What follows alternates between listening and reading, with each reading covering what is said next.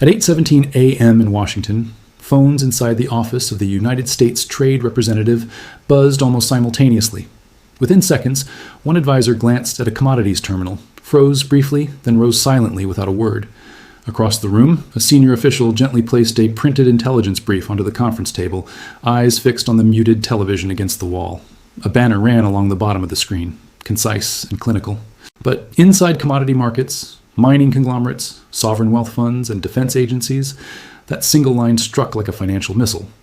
Canada had officially confirmed what analysts were already labeling the largest strategic green mineral reserve discovered in the Western Hemisphere in over a generation.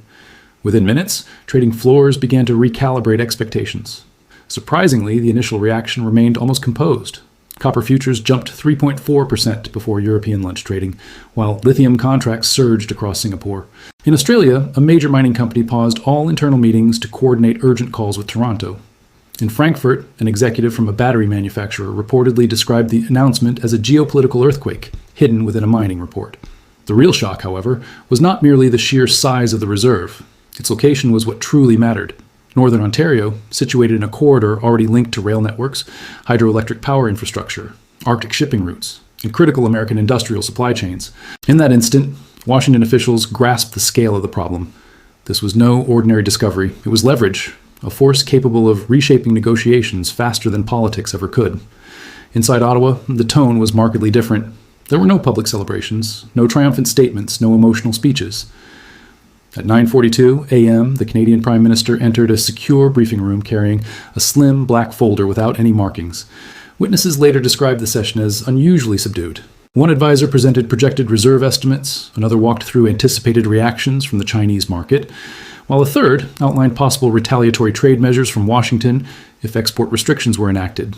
The Prime Minister listened nearly 16 minutes without interruption before posing a single pointed question. How quickly can downstream processing be secured before foreign reliance becomes irreversible? That inquiry alone revealed Ottawa's strategic approach to this crisis. Unlike oil discoveries of the previous century, this was not simply a matter of extraction. Control over industrial architecture in the 21st century was at stake. Lithium, nickel, cobalt, rare earth elements, graphite, and copper, the essential components for electric vehicles, advanced semiconductors, military-grade batteries, renewable energy grids, aerospace systems, missile guidance, and artificial intelligence hardware, were suddenly in Canada's hands. Economists had quietly cautioned for years that transitioning to green energy did not eliminate strategic dependence. It merely relocated it. Now, Canada sat atop one of the most powerful bargaining chips on Earth. Markets immediately recognized the implications. By 10:11 a.m., shares of several American automakers were already dropping. After leaks suggested Ottawa might impose domestic processing requirements before any minerals could leave Canadian soil. By midday, supply chain analysts at J.P. Morgan and BlackRock were circulating emergency assessments warning clients that North American manufacturing was entering a new geopolitical risk landscape. Every word mattered. Risk environment, not a mere trade dispute or policy disagreement, but structural vulnerability. Beneath the surface, a stark reality became clear. The United States needed these minerals far more than it had been publicly admitting. For nearly a decade, Washington had attempted to reduce dependence on China's dominance in rare earth elements. Pentagon assessments consistently highlighted the danger that America's defense manufacturing remained exposed to foreign-controlled mineral processing. Advanced fighter programs, drone systems, naval batteries, and missile technologies all relied on materials funneled through fragile supply chains. Yet political discussions about these dependencies had always been short-term, fragmented, reactive. Now, the issue had turned immediate and visible. At 1:26 p.m., a former president appeared before cameras in Florida and sharply escalated the rhetoric. Standing behind a podium adorned with American flags, he framed the discovery as evidence that the United States had long been exploited by weak trade negotiators, criticized Canadian environmental review processes, attacked existing bilateral agreements, and hinted at aggressive trade measures should Ottawa limit American access. The market reaction was instantaneous. The Canadian dollar strengthened, a development that stunned analysts. Typically, trade tensions erode the currency of smaller economies. Uncertainty usually triggers punishment. But investors interpreted this differently. They saw leverage. By the end of afternoon trading, the loonie climbed nearly 1.8% against the US dollar. Institutional capital surged into Canadian mining and infrastructure companies at a speed not witnessed since the early 2000s commodity supercycle. One London-based strategist summed it up starkly. Washington escalated emotionally. Ottawa responded structurally. Markets can endure conflict. They seldom survive unpredictability. In Brussels, European officials quietly began negotiating long-term mineral access agreements with Canada less than 12 hours after the announcement. German automakers requested urgent meetings with Canadian trade representatives, while South Korean battery manufacturers dispatched delegations to Toronto. Japanese sovereign investment funds began exploring multi-decade infrastructure partnerships connected to Arctic shipping corridors. The world was already moving, while Washington had yet to finalize its messaging. That marked the first strategic misstep. Power often confuses size with resilience, but modern industrial systems operate not solely on scale. They require access, trust, reliability, and predictability. Canada suddenly controlled something every industrial economy desperately craved: stable, strategic mineral supply. By 6:14 p.m., the implications were undeniable.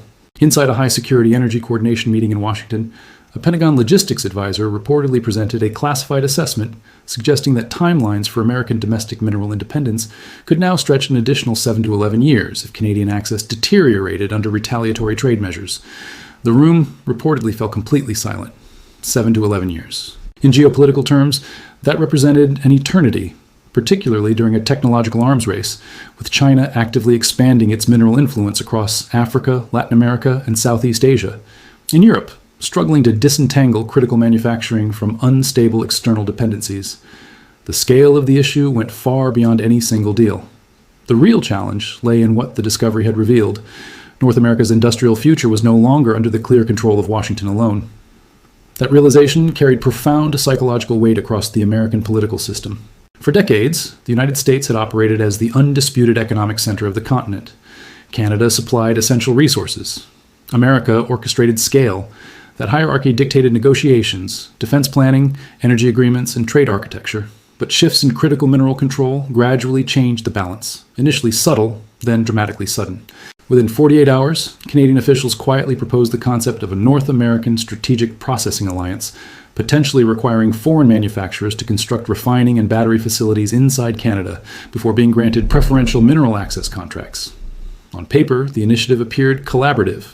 In practice, it was transformative. Extracting raw materials generates wealth, but controlling processing generates power. China had understood this lesson decades earlier. That was why Beijing invested decades in dominating mineral refining rather than merely mining deposits. Command over processing meant control over pricing pressure, manufacturing access, industrial timelines, and geopolitical leverage simultaneously. Ottawa appeared to have internalized the same lesson, and Washington recognized precisely what that implied. By 9:03 a.m. the following morning, American cable networks erupted after leaks suggested Canadian ministers were evaluating export review mechanisms tied to national security standards. Analysts framed it as economic nationalism. Trade hardliners labeled it betrayal. Lobbyists flooded Capitol Hill demanding retaliatory tariffs. Yet within institutional circles, the terminology was colder, more precise. Strategic repositioning. That distinction was critical because emotional rhetoric often masks structural realities. And structurally, Canada held a stronger position than many in Washington cared to acknowledge. Not in overall military or economic might, but specifically within the emerging green industrial supply chain. That narrow advantage was sufficient to reshape negotiations across the entire alliance framework. At a private Manhattan dinner attended by hedge fund executives, mining analysts, and former central bankers, a veteran investor reportedly summarized the moment with a single sentence that would soon circulate globally. The 20th century belonged to those controlling oil. The 21st may belong to those who control battery minerals. Phones reportedly stopped moving around the table. Nobody laughed. The implication was clear. This was no longer a debate over environmental policy. It was a contest for the next industrial order. Pressure inside Washington intensified. Advisors advocated for stronger rhetoric. Some demanded immediate tariffs on Canadian automotive imports. Others pushed for accelerated emergency mining permits within the United States. Several congressional allies publicly accused Ottawa of exploiting American dependency during a period of strategic vulnerability. Yet the underlying reality remained immutable. Permits require years. Infrastructure requires years. Refining capacity requires years. Geology does not negotiate according to political schedules. Markets knew this. The S&P Global Clean Energy Index surged nearly 11% over 4 trading sessions, while Canadian mining companies experienced record inflows of capital. Pension funds from Norway, Singapore, and the Gulf began acquiring stakes in Canadian infrastructure projects tied to mineral transport corridors. Financial resources were already moving faster than diplomacy could respond, a stage where governments often lose control of events. Inside Ottawa, however, the tone remained deliberate. The Prime Minister avoided direct confrontation in public, There were no dramatic speeches, no emotional retaliation, no nationalist posturing. Instead, his government issued technical frameworks, regulatory schedules, infrastructure incentives, investment guarantees, all delivered in precise institutional language. Beneath that calm facade lay a disciplined, strategic repositioning of continental leverage. The contrast became increasingly visible. Public appearances in Washington grew more aggressive, with warnings against foreign manipulation of American industry and assertions that Canada's prosperity depended on U.S. market access.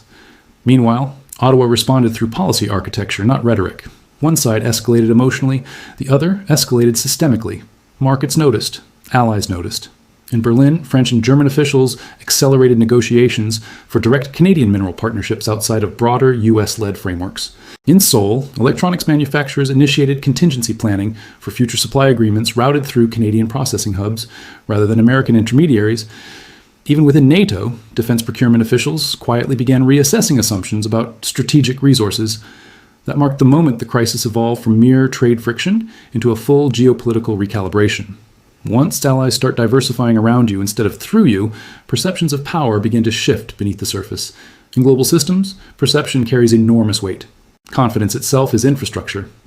At 2:47 p.m. on a rainy Thursday in Toronto, executives from 3 major international mining conglomerates entered a downtown tower for a closed-door session with Canadian federal officials. Security outside was unusually stringent. Black SUVs lined the street, and phones were reportedly collected before discussions commenced. According to later leaks, the conversation centered on a single overriding question: how to prevent American political instability from jeopardizing long-term mineral monetization. That focus alone revealed the dramatic shift in balance. The concern was no longer how to appease Washington, but how to manage Washington. The symbolism was extraordinary. For generations, Canada's economic strategy had revolved around maintaining steady access to American demand. Now, global investors were deliberating strategies to insulate themselves from U.S. volatility. Trade wars are costly. Ego-driven trade wars become historic. The financial shockwaves were beginning to spread. Automakers across Michigan and Ohio warned that extended instability could force substantial price increases in electric vehicle production. Battery component manufacturers postponed expansion plans, waiting for regulatory clarity, while semiconductor suppliers began reevaluating sourcing strategies for advanced manufacturing timelines. The uncertainty itself was starting to corrode economic stability. Institutional trust, painstakingly built over decades, can be damaged in mere minutes. Meanwhile, Beijing watched the unfolding situation with keen interest. Chinese state media maintained remarkably subdued coverage during the first week of the crisis, and that very restraint made Western intelligence officials uneasy. Historically, Chinese strategic communications grow quieter when Beijing believes competitors are undermining themselves without external interference. One intelligence briefing reportedly circulated among Five Eyes members summed up the situation bluntly. Continued fragmentation in North America materially strengthens Chinese processing dominance. This posed a broader danger. While Washington and Ottawa sparred publicly over leverage, China quietly maintained control over vast segments of global refining capacity. Leverage works both ways, and fragmentation creates openings. During an emergency G7 video conference, European representatives reportedly urged both parties to stabilize negotiations before panic spread through advanced manufacturing sectors. Several finance ministers cautioned that continued escalation risked triggering prolonged investor uncertainty across green transition infrastructure markets. Yet by that point, domestic political pressures in the United States had already hardened. That is the peril of economic nationalism during technological shifts. It generates applause before it produces solutions, and solutions were becoming increasingly urgent. By the second week, leaked Treasury Department projections suggested that prolonged supply instability could add as much as $430 billion to U.S. green infrastructure transition costs over 10 years. Defense analysts warned of procurement delays, while energy strategists cautioned that domestic industrial policy timelines were dangerously compressed. The figures were staggering, but the psychological shift was even more profound. America was confronting a deeply uncomfortable truth in real time. Dependency does not always appear as weakness until access becomes uncertain. At 11:08 p.m. in Ottawa, long after most ministries had emptied, lights remained on inside the Prime Minister's office. Staff moved quietly through hallways, carrying updated briefing documents. One television replayed footage of American commentators demanding retaliatory measures, while another displayed commodity charts steadily climbing across Asian trading hours. The Prime Minister reportedly studied the screens silently for several moments before turning attention back to advisors discussing long-term sovereign infrastructure financing. Not tomorrow's headlines, but decades into the future. That extended time horizon may have defined the confrontation. Short-term politics versus long-term positioning, immediate pressure versus structural leverage. History often rewards the side that grasps duration more effectively, because the deeper reality beneath the crisis was never simply about a mine. It was about the emerging architecture of power itself. Oil shaped the 20th century because industrial civilization relied universally on it. Nations forged alliances, waged wars, toppled governments, and reorganized financial systems around energy access. Now, the world was entering another transition. Electric vehicles, artificial intelligence infrastructure, battery storage, autonomous weapon systems, quantum computing facilities, and advanced grids all required massive quantities of strategic minerals. Canada had suddenly become indispensable, not dominant, not invulnerable, but essential enough to force recalculation across every major industrial economy. That influence changes behavior subtly at first, then permanently. By the third week, several major Wall Street firms had revised long-term Canadian growth forecasts upward, while lowering American industrial transition projections amid ongoing policy uncertainty. Commodity strategists began referring to Canada as a critical mineral superpower. International media increasingly portrayed Ottawa not as a junior partner to Washington, but as a stabilizing institutional counterweight. During a period of escalating American volatility, the symbolism carried enormous geopolitical weight because alliances operate psychologically as much as militarily, and credibility compounds slowly, then suddenly. At a private investor conference in Zurich, a sovereign wealth executive reportedly observed a shift that captured the broader transformation. Markets were beginning to price Canada as a strategic state rather than merely a resource state. That distinction may seem technical, it is not. Resource states sell commodities. Strategic states shape systems. Beneath the clamor of speeches, tariffs, headlines, and televised outrage, global capital quietly began determining which category Canada now belonged to. The final realization arrived subtly, as such moments often do. No dramatic summit collapse, no televised confrontation, no historic treaty signing. Just markets adjusting, factories recalculating, allies repositioning, capital reallocating, and a new industrial map gradually taking shape across the Western world. Perhaps the most remarkable element was this. The mine itself did not instantly alter the balance of power. What changed everything was the acknowledgement that the balance had been shifting beneath the surface for years, and the discovery merely revealed it. That is how historical turning points usually occur, not with explosions, but with recognition. Recognition that old assumptions no longer reflect reality. Recognition that leverage has shifted. Recognition that systems built for one era are colliding with another. In the end, the crisis surrounding Canada's massive green mineral discovery exposed something far larger than a trade dispute, larger than a diplomatic clash, even larger than dominating headlines. The global economy was entering a new age of strategic dependency, an age in which supply chains matter as much as armies, where processing capacity holds equal weight to oil fields, where institutional trust becomes a national asset, and where calm, disciplined leverage can quietly outperform louder political force because economic systems run on confidence, and confidence is fragile, especially when the future itself suddenly becomes negotiable. Thanks for watching. See you in the next one.